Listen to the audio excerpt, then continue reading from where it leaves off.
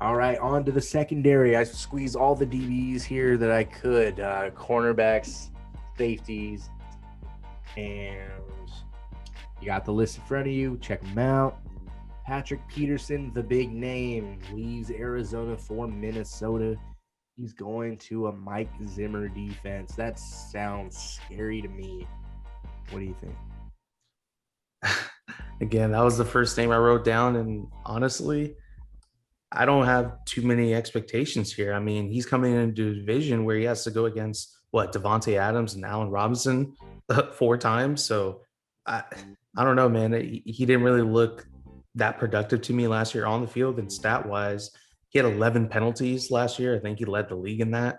Started all 16 games. So hey, I'll give him that. He was available, but I didn't like what I saw last year from him. And I mean, hey, maybe he gets revitalized on a 1 year deal with Mike Zimmer. Obviously a great defensive coach to go link up with. So I think it's possible he can have a more productive season. I just find it hard to believe because of some of the competition he has to play with in this division here.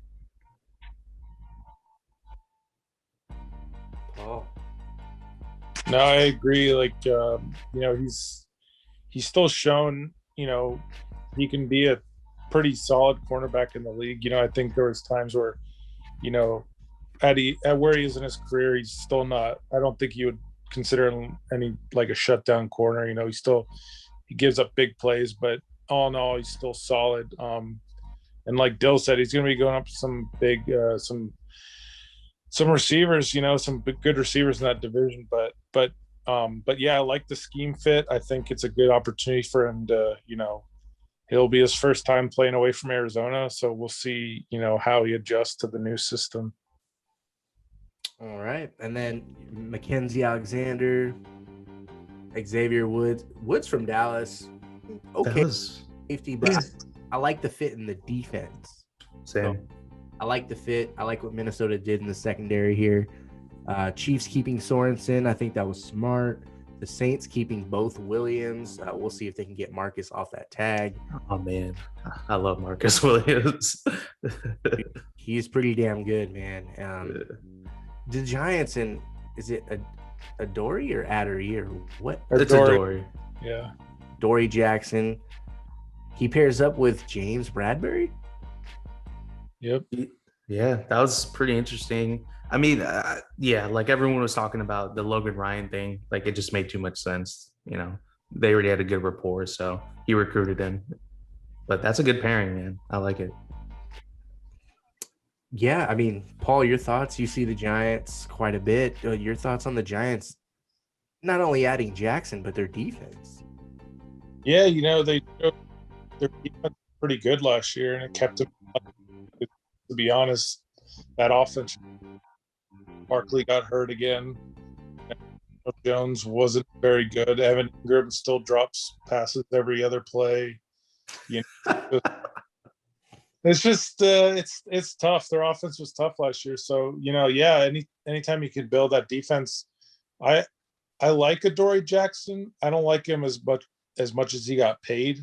I think he That's got like fair. 3 year, 39 million, which is like 13 million a year. So you're paying him like a number one corner, but he Yeah. hasn't really on the field the last couple of years. He's been hurt a lot, So I don't know if he's going to give you that. So best case scenario is he stays healthy and he plays well. But I thought it was overpay. But like we've been talking about, when you're not as good as a team and you're trying to get people, sometimes you have to overpay just to secure their services. Yeah, no doubt. Very true. Xavier Rhodes stays with the Colts. Kevin King with the Packers. And then a signing that, I texted my buddy, Pittsburgh Steelers diehard. He was bummed out that they lost Mike Hilton. And I remember this guy, it's my buddy. So we're talking football every week, right? And every week he's all over Mike Hilton. The Steelers could be winning or losing, doesn't matter. They did a lot of winning last year, though. But dude, he's like Hilton, owns the slot. He comes up and he's great in the run game, probably the best tackler out of all slot corners in the game. I'm like, really, really? And then I'm watching and I'm inclined to agree after paying attention for like a good 6 weeks to Mike Hilton. I wanted that dude so bad. He was on one of the top of my list as far as addressing the secondary for, Vegas.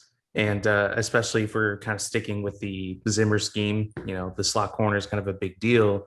Obviously, LaMarcus Joyner, that situation. I don't think it was fair to him as well, how we were using him, but I felt like that could have been the replacement for him. But yeah, I think Mike Hilton's a really good player. So I think that was a good pickup on him. Nice. Yeah. And then keep looking around the league, dude. It's hard to say anyone in the secondary improved more than Denver. I think they keep Justin Simmons in the back. Kareem Jackson, he's solid.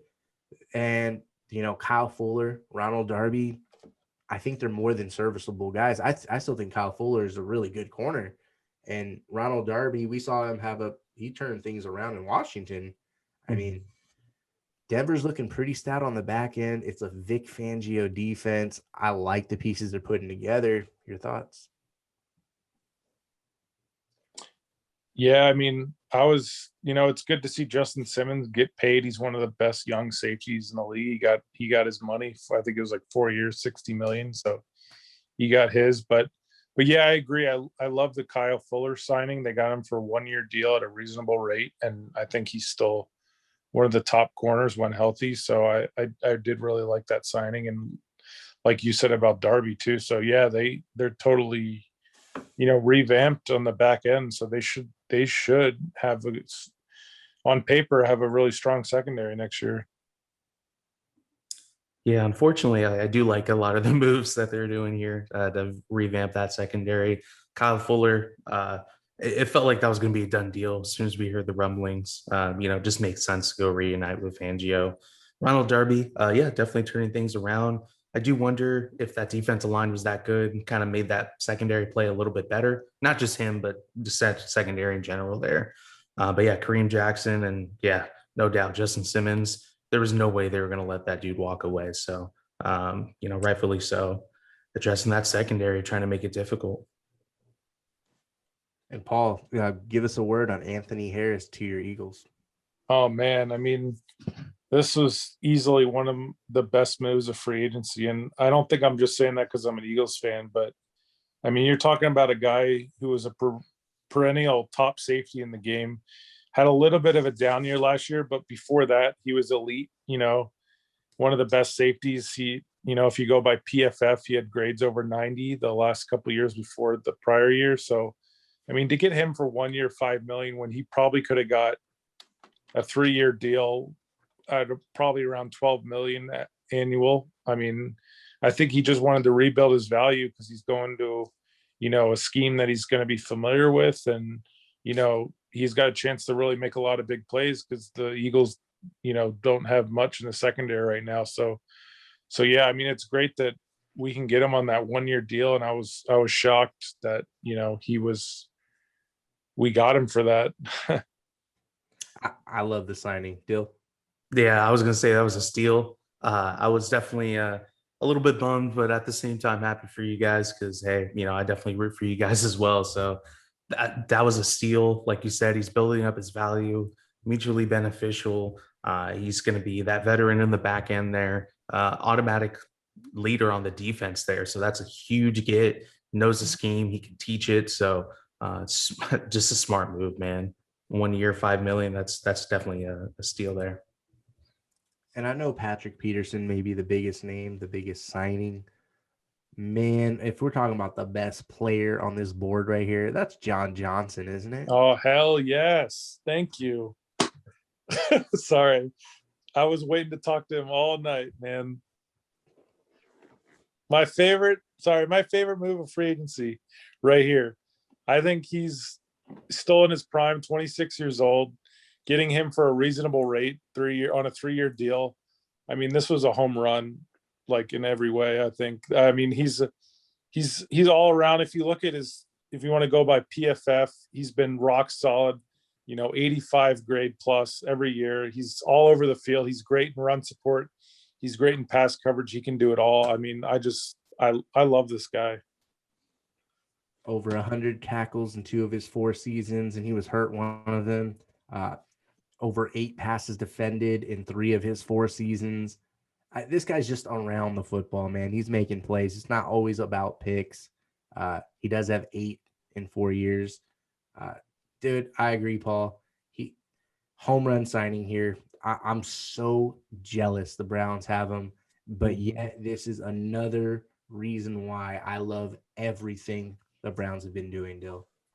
Yeah, no doubt. Definitely tough competition in the AFC there. They're loading up, man. Any team who was getting John Johnson in, again, they were going to be happy regardless of whatever they were paying him. But like Paul said, the value, the fit, the scheme, the talent, and just the little things that he does. And again, young and he's a leader. Just an awesome fit, man. Cleveland definitely went off, not only in this signing, but just as you both alluded to, just this offseason, man.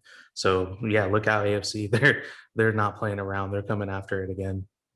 John Johnson III played 100% of snaps last season. 100% of the defensive snaps and 18% of the special team snaps. Damn. It's going to be a big miss. The Rams are going to miss him a lot next year. Yeah. Don't be surprised if that defense ain't the same next year. I'm just saying right now. Yep. Staley got out at a good time. Yeah, he earned it. He earned it, man. Yeah. Wow. I wasn't aware you guys were all up on John Johnson like I was. Ooh, trust me, we needed secondary help. I was looking at every option. Yeah, of all the position groups, like I said, this was my favorite move of any position group. That's fair. Hard to argue with that. I won't. I love the signing. Some other signings that other teams are hopeful about. These are more flyers, but hey, stuff happens. Things can go your way. Keanu Neal is coming back from an injury. It's tough. I believe it was an Achilles injury. Dallas is hoping he can come in, man.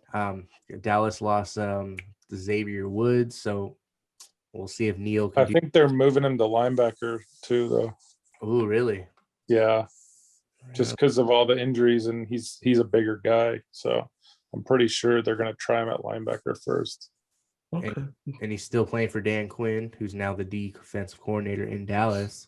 And then some other flyers. I mean, I actually like what Carolina's doing. They're getting a lot of solid players to fill out the roster. Nothing spectacular, maybe a little below average, but I think there's a good signings. These are rock solid. Rashawn Melvin, Ricardo Allen, Tony Brown. I like all three. None are home runs, nothing like that. I just like the competition they're bringing in the room there. I think Carolina is doing the right things to build up there. And then San Fran's just bringing everyone back. Let's see. Somebody I really like, I was going to bring up Marcus May, man. I was really wondering what the Jets were going to do. Paul, you might not like it. Dude, this guy plays all over the field. I don't give a dang what you got to say. This guy plays everywhere. 400 snaps at free safety, 200 snaps in the box, 125 snaps at slot corner. Part of the reason that they traded Adams, besides the value they were getting back, they felt confident they had a guy on the back end that they could have this solidified. So he's better than Adams. Yeah, that's what I'm saying. So they felt comfortable in that. Besides the compensation, they knew what they had in Marcus May. So I really like the guy. 11 pass defenses last year. He just wreaks havoc all over the field, man. So they tagged him. We'll see if he gets paid. I'm thinking they probably do it after the end of the season, deal with that next year. But I'm excited to kind of see what he does this year with Robert Saleh there. Making plays, 2 forced fumbles, 2 sacks, 2 picks. Okay. Yep. He's going to break the bank next year. Yeah, for sure. Damn. All right. And then some other, flyers.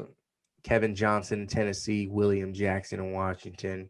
Nothing to make you jump out of your chair. But anything else you guys want to touch on? Actually, yeah, I'm kind of interested to see William Jackson there, especially since, we kind of see Darby kind of revitalized there. Kind of want to see what William Jackson, because I know there's some high expectations for him, given, the kind of pedigree he had and the capital they spent on him. That was just the only other name that kind of reached out to me there. Oh, and then we can't disregard Houston signing everybody on defense. So they're going to the Super Bowl, right? They signed all the linebackers and DBs. Oh, man. Oh man, yeah. I'm just looking at their list here. I didn't even notice that they signed that many DBs.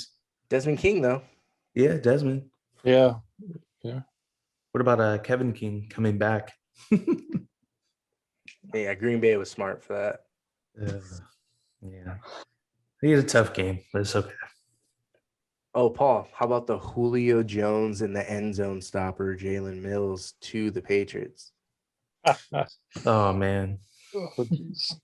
Yeah, I mean, I don't know. He's a solid player. He got way too much money, but that's this Patriots, identified guys they wanted, and they went for him day one, and they probably overpaid. That's what they say about free agency, right? Each wave is, the first wave you're going to overpay, and then if you're able to wait till that second wave, that's where the deals start coming in. So he's a solid player, a good leader, but I don't think he's worth what he got. So I'm happy he got his money, and I hope he does well. He's worth everything the Patriots want to pay him, because none of us want to see that dynasty come back. There you go. I like it.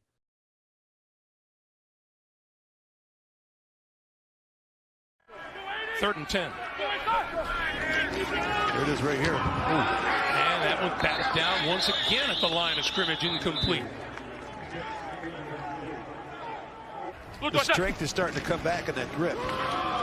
This is Connor, right side. Good tackle. Oh, terrific tackle. Coming over is Justin Simmons to make the stop. That's what this Denver defense needs. They need to come up with a turnover. On 3rd and 16, all kinds of time for Roethlisberger. And now throwing over the middle, and it is intercepted. Picked off by the Broncos. That is Justin Simmons. Simmons to this side of the field. The 35, the 30, a penalty marker. They're down in 3. White is back there. Here goes Cam again. And they got him across the middle. That's the tight end, Izzo. Oh, the ball loose. Picked up by Justin Simmons. Here he goes the other way. Zuber throws him down. That's a turnover, the second today by New England. 3rd and 13 now for the Chargers.